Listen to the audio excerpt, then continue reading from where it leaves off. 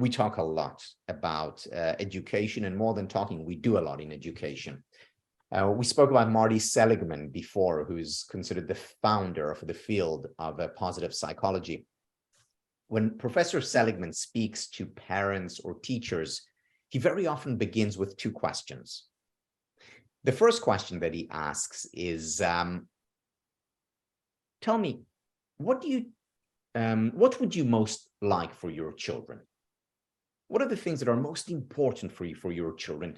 And then he said, let's make a list. And on the board, he actually writes what the parents or teachers said. And they say, I want my child to be happy, or I want my child to have good relationships, or to be resilient, or to be healthy, or to find love, or whatever it is. And they make a list.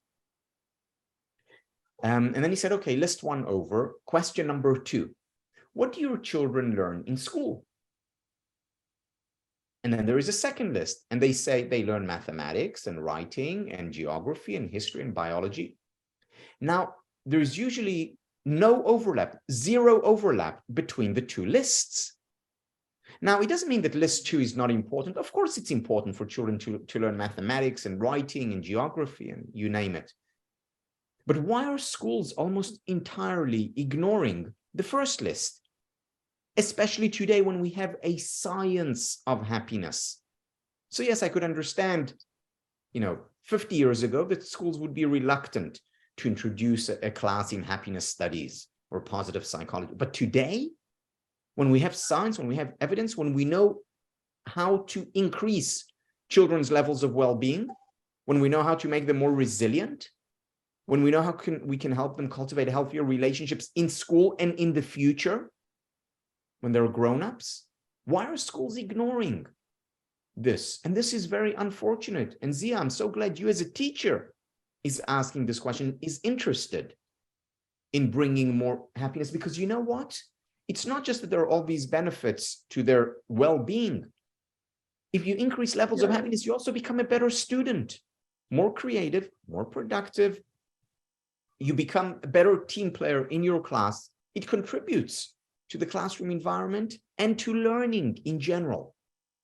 Now, you asked about other courses. Our foundation courses are the certificate or the master's degree.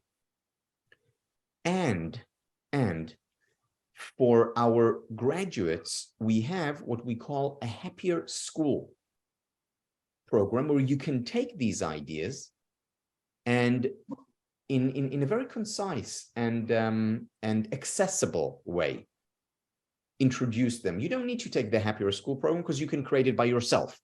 But to make it easier, if you want, you can also get material which has been pre-packaged.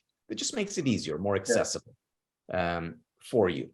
But many of our graduates and our students are introducing these ideas in schools already while they're participating. So they don't even wait until they graduate. Because literally every week, I'm not exaggerating, every week you'll find something that is relevant for the classroom. Just as, by the way, every week you'll find something that is relevant to your office if you're a business person. The question is, where do you want to apply it? And whatever that answer is, you will find numerous applications.